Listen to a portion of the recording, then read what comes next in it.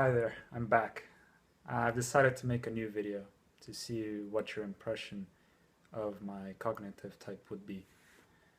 I realize my presence here has been a bit sporadic over the past few years.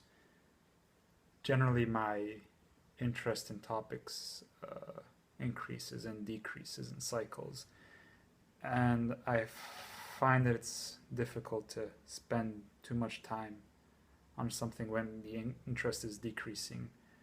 Um, but this time round, I'm hoping to make a few more contributions than last time, or at least more meaningful contributions, and hopefully stick around for more. We'll see. It's certainly getting very interesting with the latest developments in the theory that I've been reading recently. Um, so I have two other videos up, and I'd be fine with you using any of them. Um, they show me over the process of 2 years, and I realized that the presentation I'm giving changes quite a bit over time. The first one I have from when I was 18 is quite different from the one I'm doing right now. I'm 20 now. I had one when I was 18 again, but a few months after the first one. So, and there were differences. There are differences between all three of them. So here we go again. So again, feel free to use this if you find it useful for your more general. What's the word? For to use the video in future projects for the cognitive type samples. It could show quite a range within one person and one personality, which might be helpful. So yeah, without further ado, let's answer these questions. So the first question: if a genie granted you one wish, what would you wish for? I don't think I'd wish for much. Um, Perhaps something trivial. A smoothie, maybe. A lot of smoothies. But I think if the thing that I wish for is something meaningful, it would have to be something that I reach out and get myself.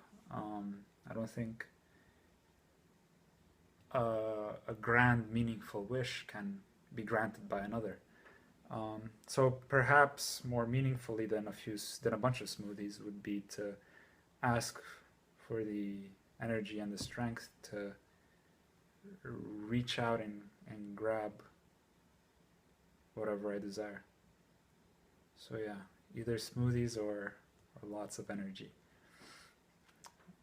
And second question: would you rather be a cat, dog, lizard, or mouse, and why?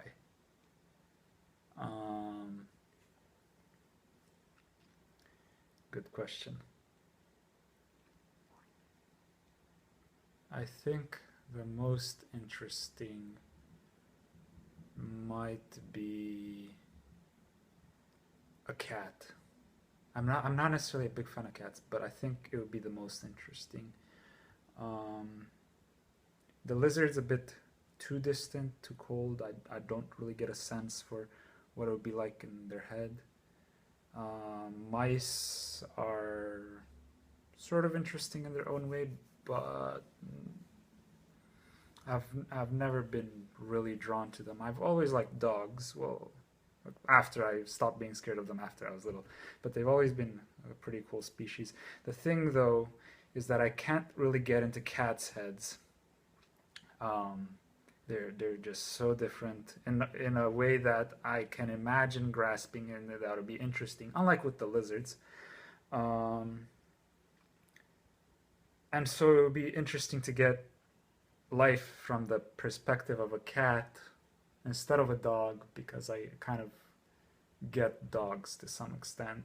Cats are just their own thing, so I would be a cat. Third question is, how would you define success?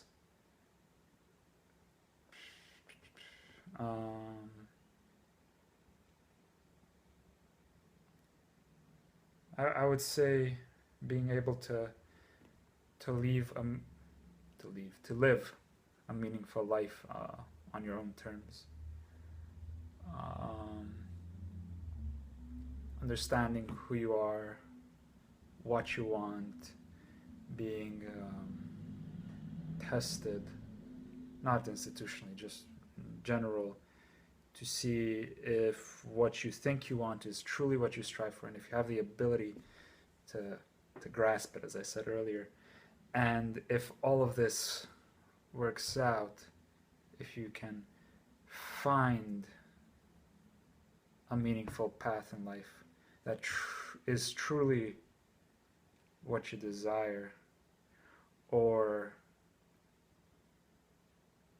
is at least honest with yourself and your changing desires, and that you're able to grasp that, that is what I would define as success. A bit broad. For me, I think that would involve having more control to pursue my own interests, poetry, history, understanding how understanding a lot of things, understanding myself, understanding others, how what humans are, what makes them tick, how to relate to others, and being able to make meaningful connections with a close group of people or community, a lover, friends, neighbors, and to be able to help them achieve similar goals. So that would be success for me. Next question is, what's something most people don't know about you? There are a lot of things most people don't know about me.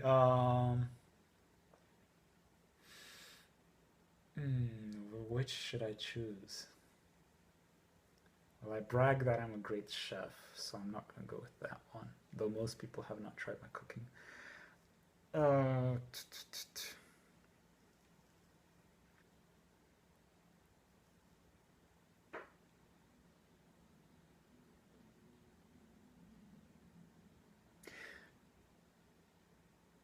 Perhaps that my own subjective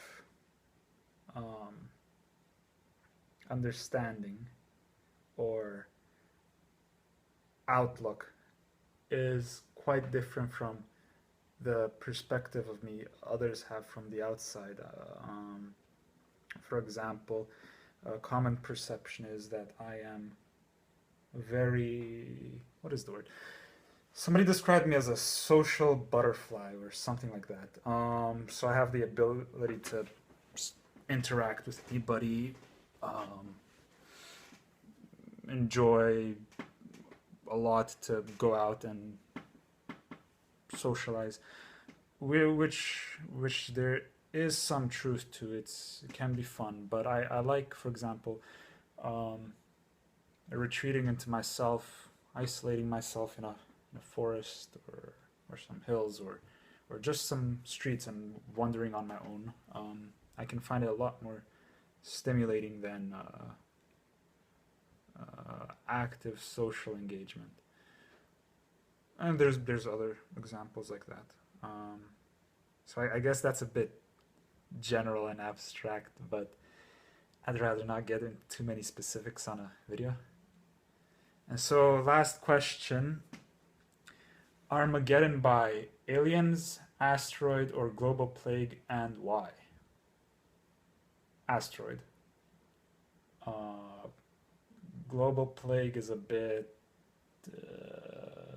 painful, slow, terrifying.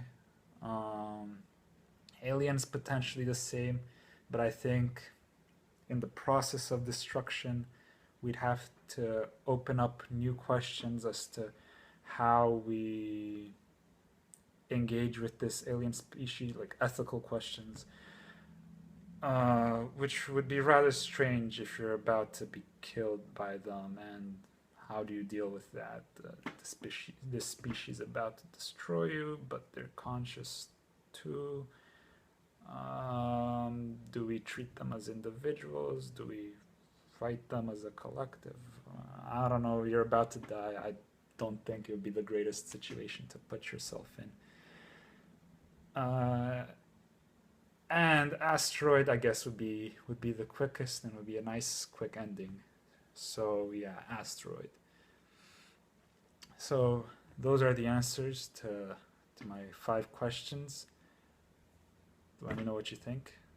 Thank you for your time, and once again, I'm hoping to contribute a bit more to the project this time. So see you soon.